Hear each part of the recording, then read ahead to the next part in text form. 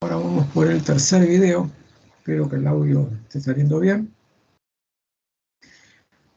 Bueno, video número 3, como les decía antes, es el último video de esta secuencia y voy a pasar a compartir pantalla. Por lo tanto, vamos a empezar ahora a hablar de las componentes tangenciales del campo, y para hablar de las componentes tangenciales voy a utilizar la propiedad de circulación del campo. Por esa razón voy a utilizar esta propiedad que dice que la circulación a través de la trayectoria C del campo F diferencial L termina siendo igual a la integral de flujo a través de la superficie S, cuyo contorno es C, de la fuente vectorial del campo por el diferencial de área. Esto es, una circulación la igualo a un flujo. Por supuesto que está en la propiedad, digamos, del teorema de Stokes, que dice que la circulación del campo es igual al flujo del rotor, ¿no? Cosa que nosotros no vamos a usar mucho porque nos vamos a referir fundamentalmente a esta parte, ¿sí? A esta parte, a esta propiedad integral de circulación. Por lo tanto, esa propiedad integral de circulación la vamos a aplicar otra vez a mi interfase, y aquí por ahí en este esquema que hice acá en un costadito, se ve por ahí con más claridad, voy a plantear una interfaz entre un medio 1, que es este que está acá abajo, y un medio 2, que es el que está acá arriba, y la superficie frontera, que es esta que yo estoy rayando acá. Vamos a ver si me sale un poquitito más. ¿Sí? La superficie frontera. ¿Cómo es esa superficie frontera? Y ven cómo la trayectoria de integración donde voy a aplicar la propiedad de circulación es esa trayectoria que estoy desarrollando a través de esta curva que está en azul, con este sentido de circulación. Fíjense, con este sentido de circulación. Esa trayectoria C de circulación a la cual yo me referí recién. Aprecian ustedes también que también normal a la interfase, voy a volver al caso anterior, normal a la interfase, tendremos, vamos a poner acá, voy a usar otro color, el color anaranjado, normal a la interfase tendremos el versor normal. Fíjense cómo los versores tangenciales T sub 2 y T sub 1 los estoy indicando. T sub 2 sería un versor que, de acuerdo a la regla de signos que habíamos tomado, o de acuerdo a los versores de referencia, sería positivo, T sub 1 sería negativo, y el versor normal N', pensando que este área, el área encerrada por la trayectoria C a la cual yo me refería, si quiero una normal, y la normal sería la normal esta que yo estoy marcando ahora, la normal que vamos a llamar N'. Por lo tanto, vamos a aplicar a esa trayectoria, ¿sí? Esa trayectoria, la integral de circulación. El largo de esa trayectoria, vuelvo otra vez a marcar lo mismo. Fíjense que las dimensiones de esa trayectoria de circulación, esta dimensión que yo estoy marcando acá es la dimensión h. Fíjense cómo h abarca tanto un trozo de la trayectoria que corresponde al medio 1 y un trozo que corresponde al medio 2. Y el ancho, fíjense, lo voy a poner, perdón, voy a dibujarlo acá. Este ancho, fíjense, ese ancho yo voy a llamar delta L, que será una dimensión significativa, ¿sí? Delta L. Delta L, en un momento, cuando circulemos por C y vayamos desde este punto hasta este punto por el medio 1, queda claro que corresponderá a un delta L vectorial, el delta L vectorial que voy a usar cuando tenga que calcular la integral de circulación. ¿Sí? Ese delta L vectorial será un delta L vectorial 1, que será delta L por, sería T1, pero eso es igual al delta L por menos T, de acuerdo a la regla de signos o a las referencias. Fíjense cómo el T de referencia es este que está marcado en rojo, que yo estoy ahora, ¿sí?, señalando acá. Por lo tanto, T apunta para el otro lado, será menos T1.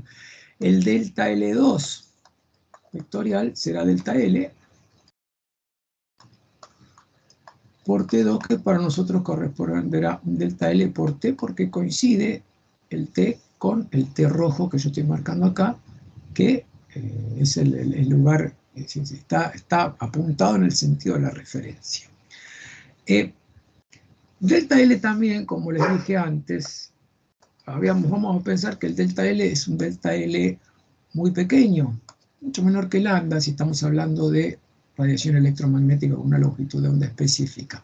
Estamos hablando entonces de delta L muy pequeño. Y si vamos al texto del libro, ese delta L pequeño nos dice que tanto E1, ¿sí?, en la región superior donde está, bueno, inferior, mejor dicho, donde estoy evaluando el campo, E1, perdón, sería F1. Tanto F1 como F2, todos estos dos dentro del delta L son aproximadamente constantes, son prácticamente los mismos. ¿Sí? Esa es la idea, a efecto de, otra vez, tratar de calcular esa integral de circulación y discretizar esa integral de circulación. Entonces, en relación a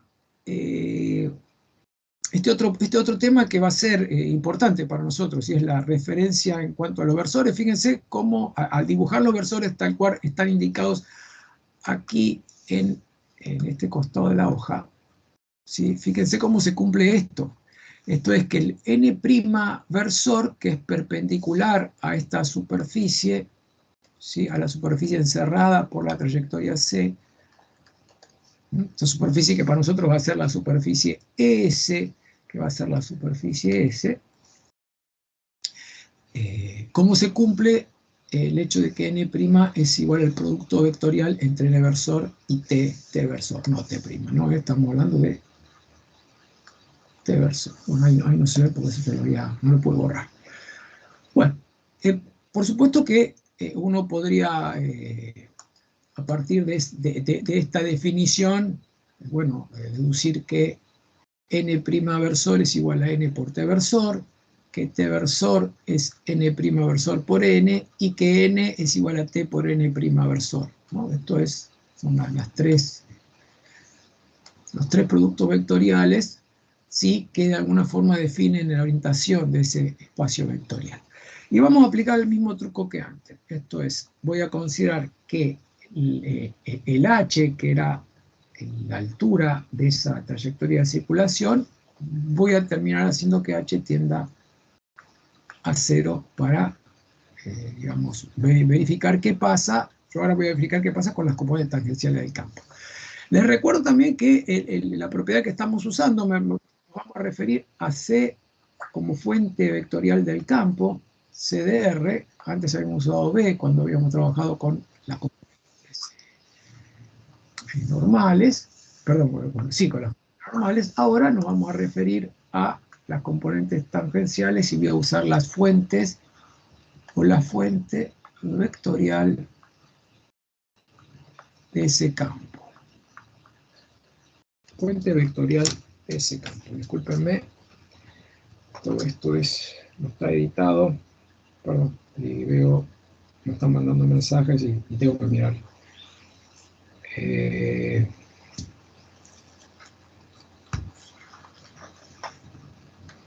Bueno. La situación, entonces, que voy a tratar de describir ahora es lo mismo que hice antes, simplemente usando la propiedad de circulación a través de la curva C.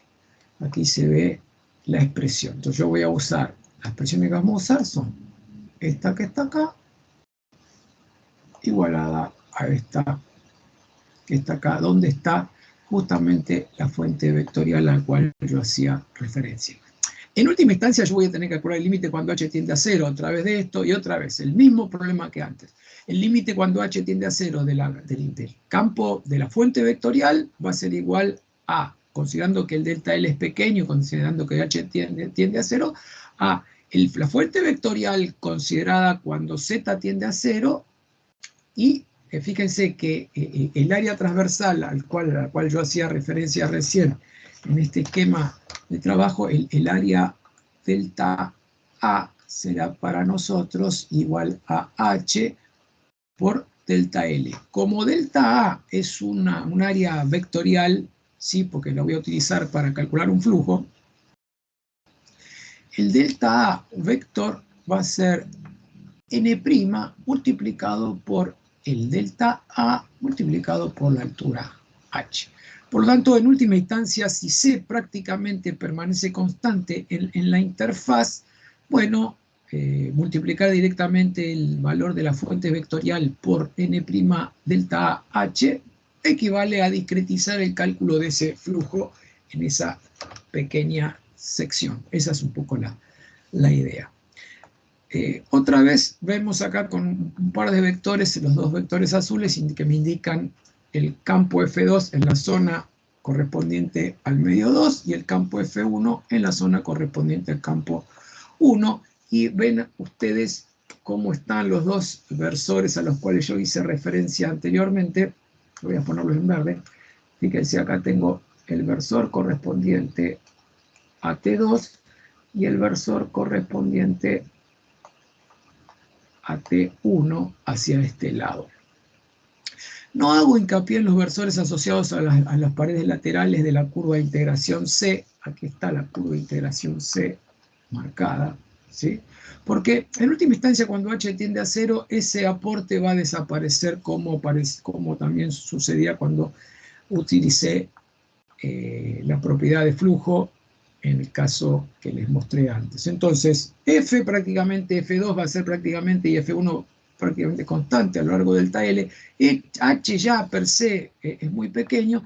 Y bueno, otra vez, usando ese mismo criterio, fíjense cómo la integral a través de la curva C del campo vectorial F por el diferencial de L, campo vectorial F por diferencial de L, termina siendo igual aproximadamente, con esta discretización, a F2, ¿sí? F2 que multiplica al versor T sub 2 por el delta L, como habíamos dicho antes, en ese caso va a ser positivo, más el F1 también multiplicado por el versor T sub 1 por el delta L mismo, más un aporte que acá la vamos a llamar con esta letra griega, ¿sí? Una suerte de W, que va a depender de la altura h, como sucedió en el caso anterior. Pero a todas luces sabemos ahora, con un criterio similar al que usamos antes, que el límite cuando h tiende a 0 de este aporte, que era una función de h, va a tender a 0 también. Entonces, al pasar al límite, cuando h tiende a 0, este término va a desaparecer. Es el aporte a la circulación de las paredes laterales. Y ese resultado, fíjense cómo el T sub 1 al cual yo me hacía mención recién va a ser menos T, y como el T sub 2 va a ser prácticamente, va a ser T, podemos sacar factor común T que multiplica escalarmente a la resta de F2 y F1. Por supuesto, esto en Z tendiendo a 0, que multiplica delta L, con el aporte de la pared lateral que va a tender a 0 cuando h tiende a 0, multiplicado por C por N' por h por delta L, de acuerdo a lo que habíamos visto unos segundos antes. Ese sería el resultado de este procedimiento. Lo que vamos a hacer ahora es aplicar, si ustedes prestan atención, yo no voy a concentrarme demasiado en esto porque directamente creo que son bastante explícitas las ecuaciones que yo estoy escribiendo. Fíjense cómo, pasando el limpio estas ecuaciones, en el límite, cuando h tiende a 0, en esa situación, la ecuación quedó así como yo le acabo de indicar, pensando que este término va a desaparecer y tendiendo a cero. Si tiende a cero, aprecien que el delta L con el delta L del otro lado el signo L se van a simplificar, por lo tanto queda un poco más reducido, un poco esa propiedad integral, fíjense como T por F2 menos F1, ¿sí? Termina siendo C por N'. Y aprecien ustedes que también, si bien acá lo vamos a manejar de una forma distinta, T producto escalar F, en última instancia, ¿qué va a ser? Y va a ser la componente tangencial de F. De manera que esta propiedad, aplicando esta propiedad de circulación, vemos que nos vamos a referir a trabajar con condiciones de continuidad de las componentes tangenciales del campo, ya no de las componentes normales. Aquí hay unos trucos que para darle un poco más de elegancia matemática al desarrollo, por ahí yo voy a presentar muy sucintamente. Fíjense, aplico el límite cuando h tiende a 0 de esa expresión, este término cuando h tiende a 0 va a desaparecer, se van a simplificar, por simplificación va a desaparecer delta L, por simplificación va a desaparecer delta L, y vemos que el término T, el versor T es equivalente a poner el producto vectorial de n' por n recuerden dónde está, que para nuestro caso sería perpendicular al plano del área encerrada por la trayectoria de circulación, de manera que donde decía T podíamos poner n' por n, que es lo que está escrito acá, y aplicando una propiedad, digamos, una propiedad de conmutación en el producto mixto, el producto vectorial y el producto escalar, no es conmutativa, pero aquí en este cuadro se ve cómo se aplica y podemos alterar el orden en el proceso de la multiplicación. Fíjense cómo podemos, que en la multiplicación original podemos hacer que quede n' directamente como un producto escalar. ¿Por qué elegimos eso? Porque del otro lado también está n', para que se simplifiquen de alguna manera, quedando entonces que n' por n por la resta de F2 menos F1 es igual a n' por n producto vectorial F2 menos F1. Y esta n', fíjense cómo, estando acá, también figura del otro lado, como yo les había mostrado, el otro lado. Esto prácticamente es despreciable. Acá también esto vamos a sacarlo y vamos a igualarlo directamente al término que habíamos puesto, que era para nosotros C, ¿sí?, por n' por el h, perdón, tendría que ser así, discúlpenme, sería pasando al cálculo al límite cuando h tiende a 0 es c por h por n'. Fíjense que el n' de un lado y del otro lado corresponden al mismo versor, no es que se van a simplificar, simplemente lo que voy a decir entonces es que esto que está entre corchetes es igual a esto otro que está acá. Acá, por supuesto, habiendo eliminado el delta L, también tendría que haber un delta L, que se fue simplificando. Simplificó acá y simplificó acá, en este proceso. ¿Ah? Y, perdón, yo he considerado el término con C de este lado y en el apunte acá vamos a sacharlo, vamos a sacarlo, porque ya está considerado de este lado. Si lo paso del otro lado va a pasar con signo negativo, que es un poco como está puesto ahí, sí, discúlpenme. Entonces, habiendo hecho ese truco, yo paso todo de un solo lado del signo igual. Fíjense cómo figura este término. Sería el término resultado. Y acá voy a sacar otra vez, voy a tachar. Simplemente acá hay una aclaración de qué sucedía con el límite. Como cometí el mismo error que antes, porque lo igualé a 0, omití el hecho de que ya había sido considerado ese término cuando h tiende a 0 de C, que es la fuente vectorial por h. Entonces, el punto aquí, lo que nos dice es que como resultado final, el producto vectorial entre el versor normal a esta interfaz, multiplicado vectorialmente por F2 menos F1, justo cuando Z tiende a 0, es igual al límite cuando H tiende a 0 de C de 0 por H. Este C de 0 otra vez, si permanece constante a lo largo de toda esa interfaz, el resultado va a ser 0, ¿sí? Pero si, como en el caso de, por ejemplo, una interfaz, ¿se acuerdan cuando vimos una interfaz de conductor perfecto? Conductor que tendiendo infinito, acá que aparecía una corriente superficial, ¿se acuerdan?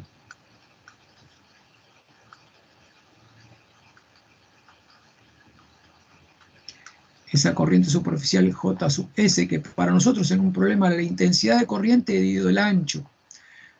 Supongamos que en este caso esté fluyendo según esta dirección perpendicular al eje de la hoja. Pensemos que acá los ejes, este es el eje Z, ¿sí?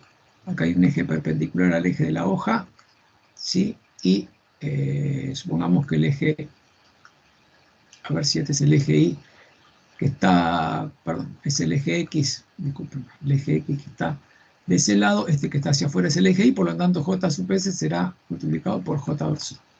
Entonces, esa sería una situación de corriente superficial, una C de 0, que en este caso sería igual a J versor por I sobre W. Es una corriente que se mide en amper sobre metro, y fíjense cómo esta J sub S, medida en amper sobre metro, proviene de una corriente J, que se medía en amper sobre metro cuadrado, que tenderá a infinito, consecuencia de que la corriente fluye en un área cero, ¿sí? Que la sección transversal en la cual se produce el flujo de circulación de corriente tiende a cero, por lo tanto J sub S es el caso de la descripción de una distribución de corriente, una distribución de corriente que sería singular desde la perspectiva matemática.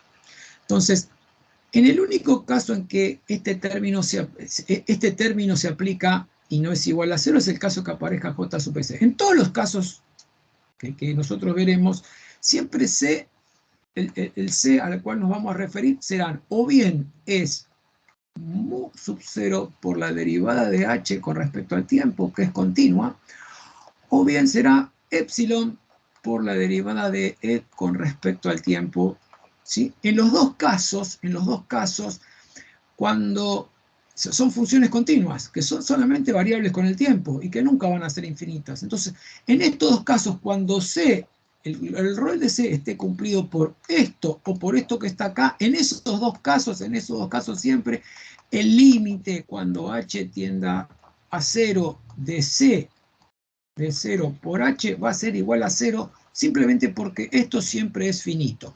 En el caso en que no suceda eso, en el caso en que esa C esté representada por una distribución J que justamente es singular, justo cuando sea igual a J, cuando Z tiende a 0, el límite en ese caso, el límite cuando H tiende a 0 de C de 0 por H, va a ser igual a ¿quién?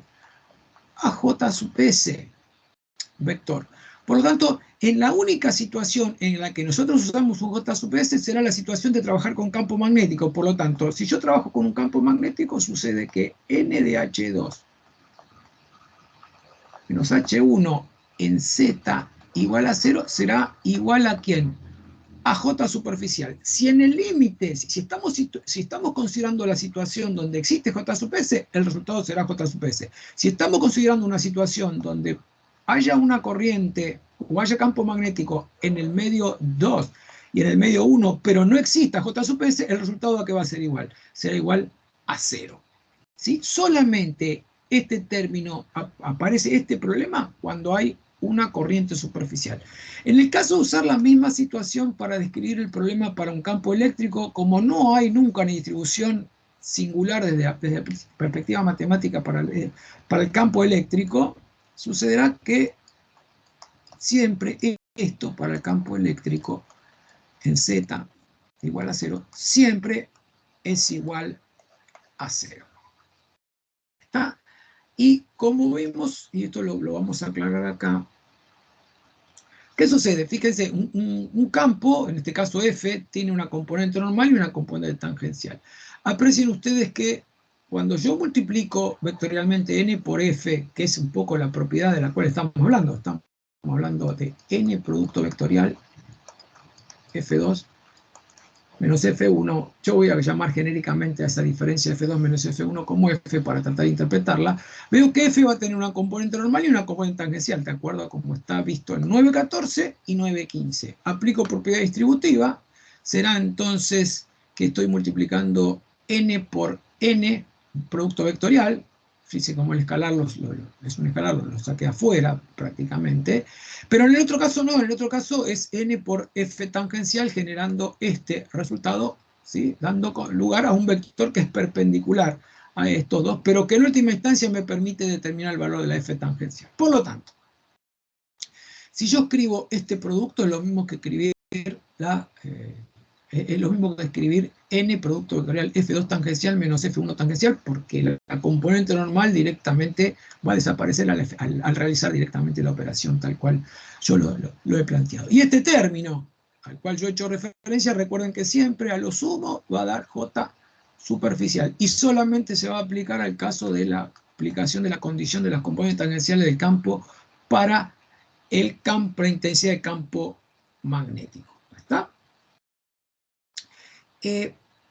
Si yo fuese un poquitito más sutil y bueno, escribo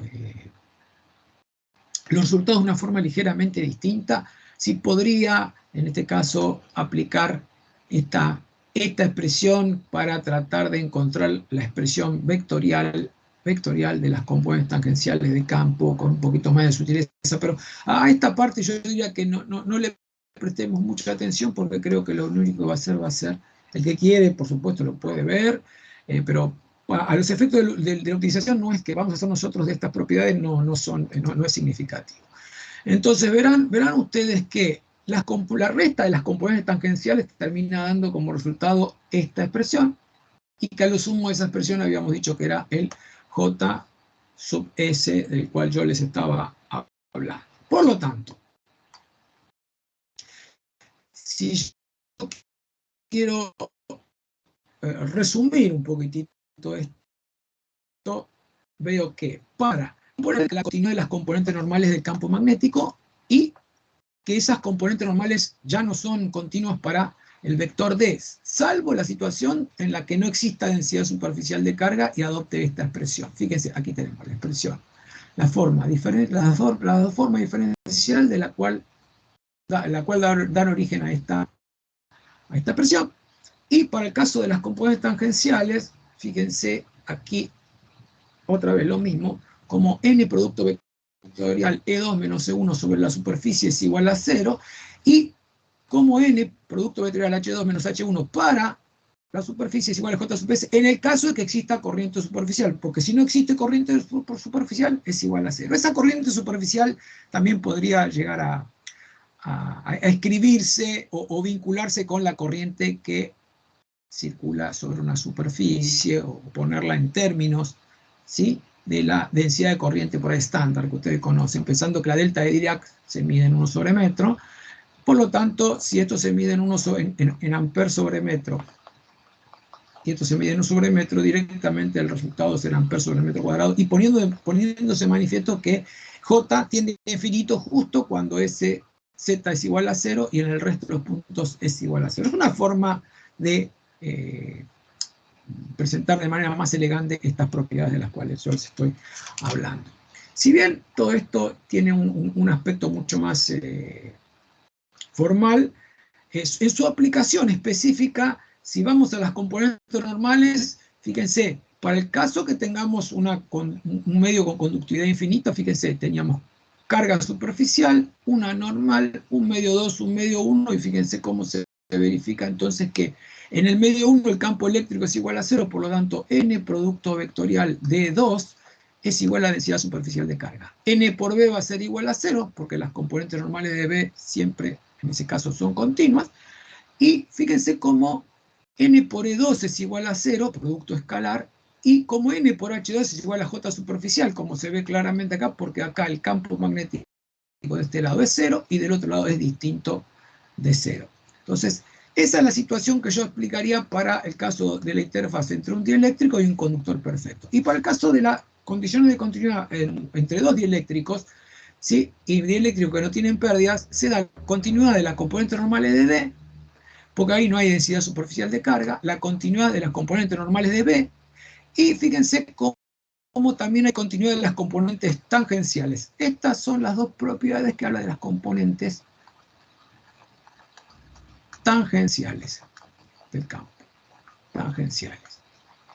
Para ver esto con un poquito más de detalle, si yo les muestro esta animación, fíjense, en esta animación es la incidencia de un campo electromagnético en una superficie, medio que es este medio marrón, que tiene conductividad infinita.